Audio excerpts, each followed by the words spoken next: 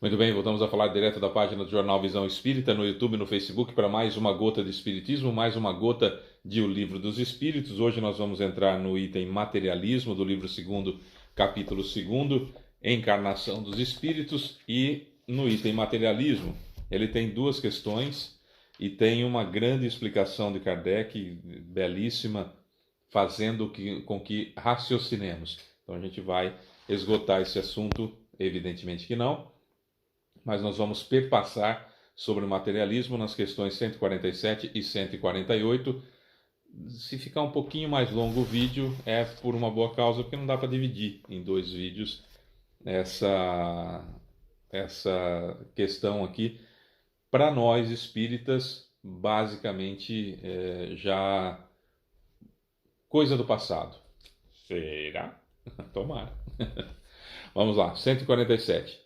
Por que os anatomistas, os fisiologistas e, em geral, aqueles que se aprofundam nas ciências naturais são tão frequentemente levados ao materialismo? Resposta. O fisiologista relaciona tudo aquilo que vê. Orgulho de homens que julgam tudo saber, não admitindo que algo possa ultrapassar o seu entendimento. Seu próprio conhecimento lhes dá essa presunção. Pensam que a natureza não lhes pode ter ocultado nada.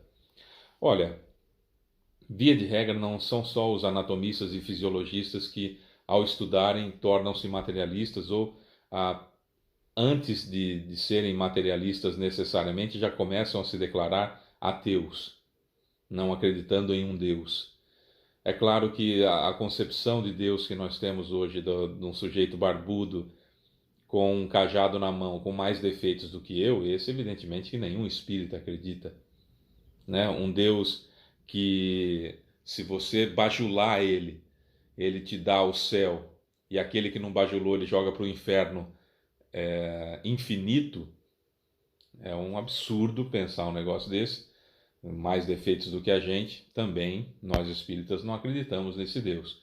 Acreditar num Deus que fica preocupado se você tem pelo no sovaco ou nas axilas, se você tem a perna peluda ou não, se o seu cabelo está aparecendo, está coberto com um véu, com um pano, se está preocupado se a sua barba está comprida ou se a sua barba está curta.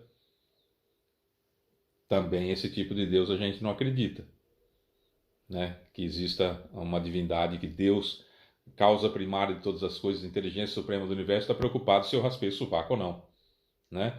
Não, nós espíritas não acreditamos num Deus que fica preocupado com a sua orientação sexual. Dependendo da sua orientação sexual, você vai para o céu ou você vai para o inferno, né? Eu estava vendo um vídeo do Chico Xavier ontem, de 1971, quando ele está no Pinga Fogo da Rede Tupi, que ele fala justamente sobre isso, né? A gente faz tantos usos da mão e é natural. A gente faz uso dos pés e é natural. A gente faz uso do rosto e é natural. A gente faz uso dos cotovelos e é natural. Por que seria diferente com relação aos órgãos tidos como sexuais, né? Ainda é uma ingenuidade do ser humano imaginar que determinadas partes do corpo são proibidas por Deus de serem analisadas, serem contempladas, etc, etc. Claro que existe o pudor, claro que existem as convenções sociais, aquilo que é necessário se fazer, mas é uma grande tolice achar que Deus está preocupado com isso. A cada instante descobrem-se coisas novas no universo, como supernovas explodindo, um monte de planetas que vão surgindo, um monte de estrelas que vão surgindo, buracos negros, um monte de coisa acontecendo no universo, e Deus de repente para ver você que acabou o seu corpo acabou de morrer, e aí ele para tudo que ele está fazendo, para o universo que está em expansão infinita, ele para tudo que ele está fazendo no universo, e ele vai pegar o caderninho dele e vai ver se você tinha a perna peluda ou se você raspava a perna. E se você raspava a perna, ou cortava o cabelo, ou deixava a cabeça descoberta de um pano, ele vai te mandar para o inferno por causa disso. É uma tolice gigantesca, que a gente respeita quem ainda está no estágio da tolice de pensar assim, mas nós não estamos mais. Então, se isso é ser materialista, nós espíritas somos, porque é não acreditar em um Deus que está preocupado com esse tipo de situações. Agora, um Deus infinitamente bondoso, infinitamente justo, que criou tudo que existe, a inteligência suprema do universo, claro que os seus atributos estão a todo momento aos nossos olhos e a gente vai conseguir ver isso. Quanto mais a pessoa estuda, mais se fecha dentro da sua própria arrogância e não busca outras respostas a não ser aquelas que julga já as possuir. E por isso, então, tornam-se materialistas, basicamente. Questão 148. Não é lamentável que o materialismo seja uma consequência de estudos que deveriam, ao contrário, mostrar ao homem a superioridade da inteligência que governa o mundo? Deve-se concluir que eles são perigosos? Resposta. Na verdade, não é verdade que o materialismo seja uma consequência desses estudos. É o homem que deles, homem e humanidade, que deles tira uma falsa consequência, pois pode fazer mau uso de tudo, mesmo das melhores coisas. O nada, aliás, assusta-os mais do que eles querem demonstrar, e os espíritos fortes são muitas vezes mais fanfarrões do que valentes. A maior parte deles só é materialista por não ter nada que preencha este vazio experimentado ante o abismo que se lhe abre à sua frente. Mostrar-lhes uma tábua de salvação e eles se agarrarão prontamente a ela. Bom, conheço várias pessoas que se dizem ateias. Eu sou ateu, eu sou ateu, eu sou ateu. E no momento do desespero gritam, ai meu Deus. Isso é fato. Não só o Fábio conhece, como há literatura sobre isso, e há artigos em grandíssima quantidade mostrando esse tipo de situação. Isso verdadeiramente acontece. Isso verdadeiramente acontece, porque saber que existe um Criador é instintivo nosso, porque são 65 mil encarnações. Ah, Fábio, mas eu não acredito em reencarnação. Não muda o fato da reencarnação existir. Ah, eu não acredito em Deus. Não muda o fato de que nós temos uma inteligência suprema no universo, causa primária de todas as coisas, que algumas religiões chamam de Deus, outras de Jeová, outras de sei lá, outras de Alá, outras de não sei o quê. O nome que se queira dar, ué. As palavras não fazem muita diferença. O fato é que existe uma inteligência suprema no universo, a causa primária de todas as coisas. O nome que você queira dar a isso é um problema seu, entre você e a sua consciência. O fato é que tem um Criador. E nós já temos vários vídeos aqui no nosso canal, que começa com a questão número 1, que é Deus, passa pelos atributos da divindade, que a gente vai vendo que pelo axioma, pelo fato de existir um efeito, evidentemente tem uma causa. Não tem nenhum efeito sem uma causa. Se tem um efeito, tem uma causa. E o efeito é o universo, alguém criou. Seja o nome que você queira dar. Ah, Fábio, mas eu não quero acreditar nisso porque eu estudei isso, eu estudei aquilo. Está faltando estudar um pouquinho mais, né, para romper essa bolha da chamada arrogância do conhecimento. Né? A partir do momento que eu acho que eu já aprendi tudo de uma coisa, ou já cheguei a muitas conclusões, está na hora de eu estudar um pouquinho mais para voltar a ter dúvidas. Né? A explicação de Kardec é muito bacana, vamos lá. Por uma aberração da inteligência, há pessoas que só veem nos seres orgânicos a ação da matéria, atribuindo a ela todos os nossos atos. Veem no corpo humano somente a máquina elétrica. Limitaram o estudo do mecanismo da vida ao funcionamento dos órgãos. Viram a vida extinguir-se pela ruptura de um fio e não perceberam nada além desse fio. Procuraram descobrir se restava algo e, como só encontraram a matéria inerte, não viram a alma escapar e nem puderam apanhá-la. Concluíram, portanto, que tudo estava nas propriedades da matéria e que, assim, após a morte, há apenas a aniquilação do pensamento. Triste consequência se fosse assim, pois então não haveria finalidade para o bem e o mal, o homem estaria certo em pensar apenas em si mesmo e em colocar a satisfação de seus prazeres materiais acima de tudo. Os laços sociais seriam rompidos e os afetos mais puros irreversivelmente destruídos. Felizmente, essas ideias estão longe de ser generalizadas. Pode-se até dizer que elas são muito circunscritas e que constituem apenas opiniões individuais, pois em parte alguma foram transformadas em doutrina. Uma sociedade fundada sobre essas bases traria em si o germe de sua dissolução e seus membros iriam dilacerar-se mutuamente como animais ferozes. Bom, isso é a época de Kardec. Havia essas pessoas isoladamente. Hoje, com redes sociais, há pessoas que vão encontrando similaridades, que vão encontrando pessoas que pensam como elas. Então, um ateu declara-se ateu, que encontra outra pessoa a 30 quilômetros, a 50 quilômetros, a 2 metros, a 5 metros, em outro país, que pensa da mesma forma, que corrobora naquele pensamento, que vai se formando uma pequena comunidade em torno daquilo, e as pessoas vão reforçando o seu ateísmo, reforçando o seu estado de falta de conhecimento, né, da causa primária de todas as coisas, inteligência suprema do universo, e isso faz com que eles se achem corretos porque encontraram similaridade, encontraram pessoas que pensam como eles. Isso acontece em todos os ramos de atividade, em todas as situações. Se encontra pessoas que pensam igual, e aí cria-se um grupo e vive-se aquela bolha que acontecia ou quase não acontecia presencialmente, mas que com o advento da rede social você encontra por todo mundo. Por exemplo, os terraplanistas. Dá desespero de ver essas pessoas que acreditam que a Terra é plana. Dá desespero. As teorias são tão absurdas que a gente perde até vontade de debater o assunto. Você olha e fala, meu Deus, continua pensando que a Terra é plana. É mais fácil, é melhor. Pelo amor de Deus, continua.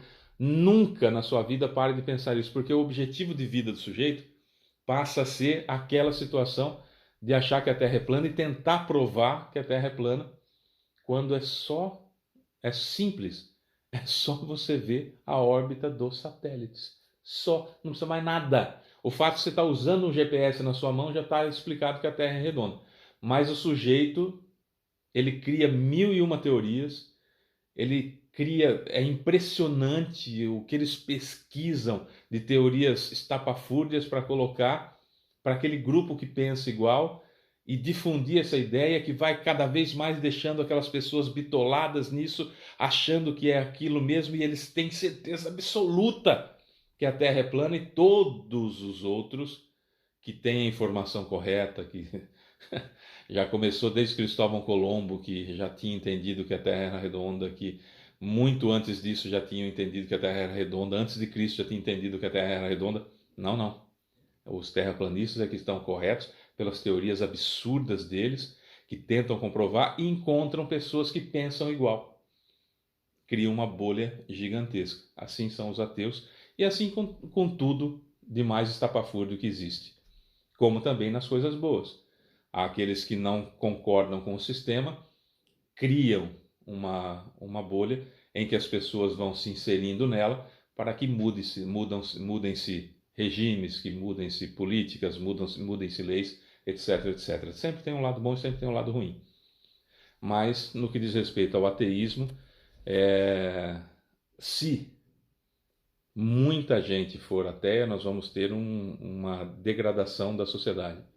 Por uma questão simples. Por que eu vou fazer o certo? Aliás, o que é o certo? A partir do momento que eu acredito que não existe um Deus e que não existe nada além do corpo, e que o meu corpo morreu, acabou, por que é que eu vou respeitar a minha esposa? Por que é que eu vou respeitar meus filhos? Por que é que eu vou respeitar outra pessoa? Por que é que eu vou respeitar alguém que discorde de mim? Ah, temos visto bastante isso, né? Principalmente desses imbecis que falam Deus, pátria e família, né? Nesses anos aqui de 2022, 2023, temos visto muito isso, né? Ah, eu respeito Deus, a pátria e a família. E, no entanto, são os que degradam a família, são os que matam as outras pessoas em nome desse Deus. São pessoas que destroem a vida de outras pessoas em nome de Deus, da pátria e da família. São verdadeiros imbecis, né?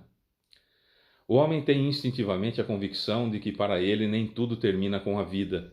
Tem horror ao nada. É curioso isso, né? Mesmo os ateus também têm horror ao nada. Em vão, o homem se esforça para resistir à ideia da vida futura, quando chega o momento supremo. Poucos são os que não se perguntam o que vai ser de si, pois a ideia de deixar a vida sem retorno tem algo de desolador. Quem realmente poderia encarar com indiferença uma separação absoluta e eterna de tudo que amou? Quem suportaria sem terror ver abrir-se diante de si o imenso abismo do nada, onde seriam tragadas todas as nossas faculdades, todas as nossas esperanças, e dizer: o quê? Depois de mim nada, mais nada, a não ser o vazio. Tudo está irreversivelmente acabado. Mais alguns dias e minha lembrança será apagada da memória dos que sobreviveram a mim. Em breve não restará nenhum traço de minha passagem pela terra. Até mesmo o bem que fiz será esquecido pelos ingratos a quem ajudei. E não há nada para compensar tudo isso, nenhuma outra perspectiva, a não ser a do meu corpo devorado pelos vermes. Ninguém quer isso. Mesmo os maiores ateus querem deixar um legado, querem deixar algo para serem lembrados. Para quê? Que diferença faz? É porque lá no fundo tem a crença instintiva, a sabedoria, o conhecimento instintivo de que existe um poder supremo. A gente veio do plano espiritual antes de encarnar. Posso criar teorias as mais diversas e bater o pé dizendo que eu sou ateu.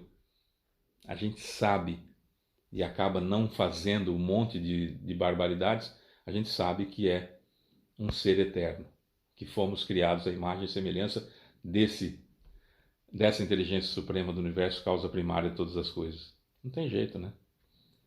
Esse quadro não tem algo de tenebroso, de glacial, pensado que tudo acaba assim, com a morte do corpo. A religião nos ensina que não pode ser assim, e a razão nos confirma isso. No entanto, essa existência futura, vaga e indefinida, não tem nada que satisfaça nosso amor pela positividade. E é isso que em muitos engendra a dúvida. Temos uma alma, ou seja, mas o que é a nossa alma? Ela tem forma? Uma aparência qualquer? É um ser limitado ou indefinido? Uns dizem que é um sopro de Deus, outros que é uma centelha, outros uma parte do grande todo, o princípio da vida e da inteligência. Mas o que tudo isso nos ensina? De que nos vale ter uma alma se, extinguindo-se nossa vida, ela se perde na imensidão como as gotas d'água no oceano? A perda de nossa individualidade não equivale para nós ao nada? Adoro os raciocínios de Kardec. Disse ainda que a alma é imaterial. Mas uma coisa imaterial não poderia ter proporções definidas. E para nós, isso não é nada. A religião também nos ensina que seremos felizes ou infelizes conforme o bem ou o mal que tivermos feito. Mas que bem-aventurança é essa que nos aguarda no seio de Deus? É uma beatitude? Uma contemplação eterna, sem outra finalidade, senão cantar louvores ao Criador? Ia ser chato, né? As chamas do inferno são uma realidade ou uma figura? A própria Igreja entende o inferno nesse último sentido. Mas que sofrimentos são esses? Onde fica esse lugar de suplício? Em resumo, o que se faz e o que se vê nesse mundo que espera por todos nós? Costuma-se dizer que ninguém retornou para nos prestar contas. Isso é um erro. E a missão do Espiritismo é precisamente esclarecer-nos sobre esse futuro, fazer-nos, até certo ponto, tocá-lo com os dedos e olhos, não mais através do raciocínio, mas pelos fatos. Graças às comunicações espíritas, isso não é mais uma presunção, uma probabilidade sobre a qual cada um aborda a seu modo, e que poetas embelezam com suas ficções ou semeando imagens alegóricas que nos enganam. É uma realidade que nos aparece, pois são os próprios seres do além-túmulo que nos vêm descrever a sua situação, dizer-nos o que fazem, permitir-nos assistir, por assim dizer, a todas as peripécias de sua nova vida. Dessa forma, mostram-nos o destino inevitável que nos é reservado de acordo com os nossos méritos e delitos. Há nisso algo de antirreligioso? Muito pelo contrário, pois os incrédulos aí encontram a fé e os indecisos um meio de renovar os indecisos, um meio de renovar o fervor e a confiança. O Espiritismo é, portanto, o mais poderoso aliado da religião. E se é assim, é porque Deus o permite, e Ele o permite com o intuito de reanimar nossas esperanças vacilantes e de conduzir-nos de volta ao caminho do bem pela perspectiva do futuro. A grande dificuldade que nós encontramos hoje são as pessoas que limitam o seu conhecimento. Então, aquilo que eu não sei é apenas desconhecido. O fato de eu não saber não significa que aquilo não existe. Isso para o presunçoso não existe, para a pessoa orgulhosa não existe. O sujeito orgulhoso, ele tem certeza que ele sabe tudo o que existe para saber sobre alguma coisa. Em sã consciência, como que alguém pode simplesmente dizer para a gente assim: olha, não existe a vida após a morte porque ninguém voltou para falar como que é? Isso é de uma arrogância, de uma presunção tão grande que chega a nos dar uma tristeza profunda e uma pena gigantesca da pessoa. Porque é tamanho orgulho, tamanha prepotência, tamanha vaidade, que ele julga que os conhecimentos que ele tem são a única coisa que existe. E que se ele não sabe, não existe. Como ele nunca ouviu falar, não pesquisou e não leu tantas pesquisas seríssimas e de grandes nomes, de grandes vultos espalhados pelo mundo, comprovando a reencarnação, comprovando a comunicabilidade com os chamados mortos, aqueles que já desencarnaram, ele não penetra esse conhecimento e na cabeça dele não existe isso. Isso é terrível. Isso é de um orgulho gigantesco. São esses, com orgulho gigantesco, com vaidade gigantesca, com presunção gigantesca, que via de regra são ateus. Cujo desconhecimento para eles é inexistente. Eu não conheço, então não existe. E são pessoas que normalmente a gente consegue reconhecer por algumas frases, por algumas palavras, por algumas situações. Por exemplo, a pessoa mede o mundo por ela. Então, um exemplo simples. Não sei por que as pessoas colocam cebola na pizza. Ninguém gosta de cebola na pizza. Eu tiro por mim. Eu não gosto. Percebeu? Ele julga o mundo todo pelo gosto dele. E usa o ninguém. Estamos falando de 8 bilhões de pessoas no planeta. Em 2023, já temos 8 bilhões de pessoas no planeta Terra. São 8 bilhões de pessoas que não gostam de pizza de cebola. E ele chegou a essa conclusão com essa frase: eu tiro por mim. Percebeu? O inverso também é presunçoso. Todo mundo gosta de açaí. São 8 bilhões de pessoas. Todo mundo são 8 bilhões de pessoas. Todo mundo gosta de açaí. O mundo todo gosta de açaí. Primeiro, que eu tenho um conhecimento gigantesco e estatístico de todos os países para poder emitir uma opinião dessa ordem. Tá vendo o tamanho da presunção? Isso quando a pessoa não olha para você e fala assim: olha, 90% das pessoas não gostam disso. A 90% das pessoas fazem isso. E eu fico pensando, qual foi o momento que ele fez a pesquisa científica, utilizando dados estatísticos de amostragem? Qual a margem de erro desses 90%? 2% para mais, 2% para menos? Quantas pessoas foram entrevistadas? Qual foi a quantidade de pessoas que participaram dessa amostragem? Porque no Brasil, para fazer uma pesquisa eleitoral, que dá muita conversa, se entrevista aí 2.000, 2.300 pessoas. No mundo, a gente teria que entrevistar quantas pessoas? Foi presencialmente? Foi por telefone? Foi pela internet? O IP da pessoa é o mesmo? A mesma pessoa respondeu várias vezes, trocando de computador para fazer isso? Então percebam a tolice de se querer abranger o conhecimento em torno de uma situação que eu não tenho como buscar, como abarcar todo esse caminho.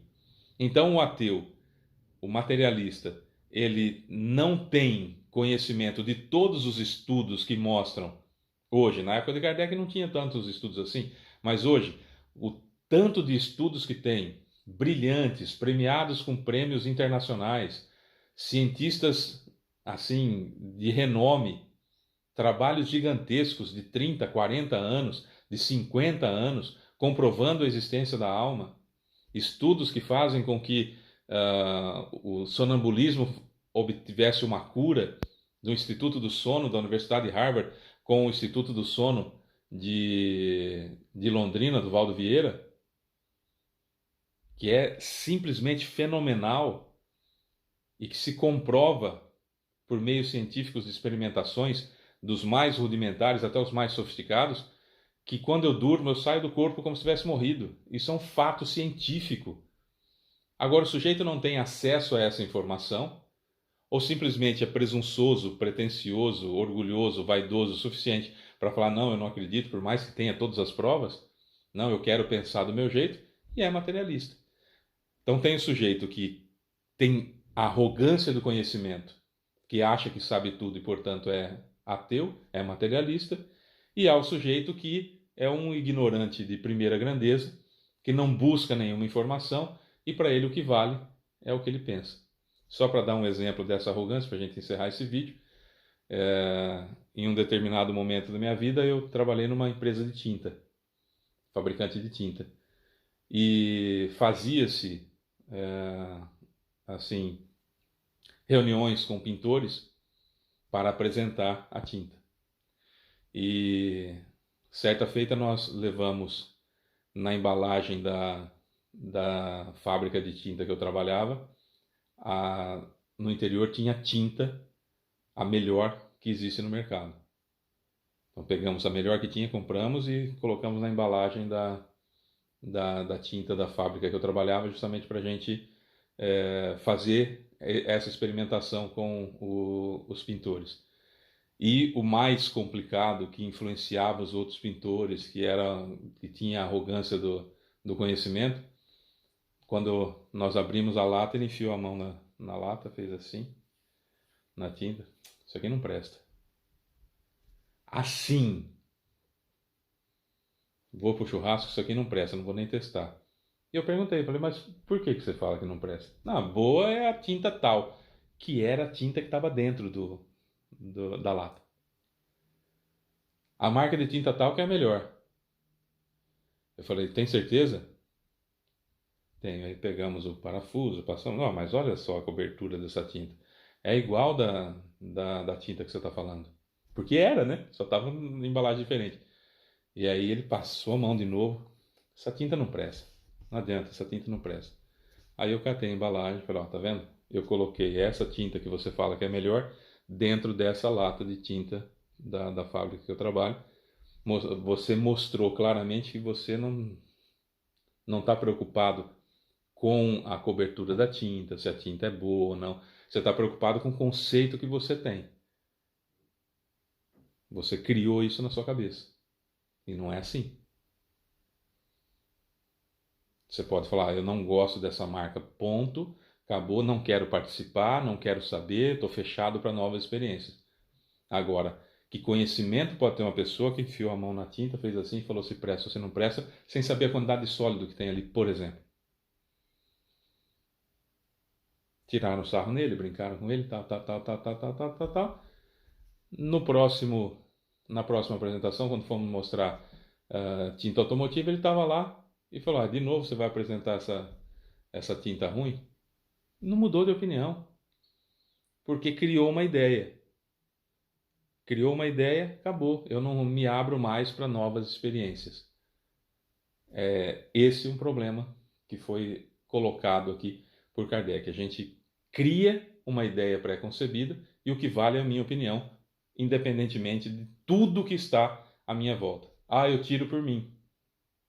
Essa frase atrasa a evolução do ser humano.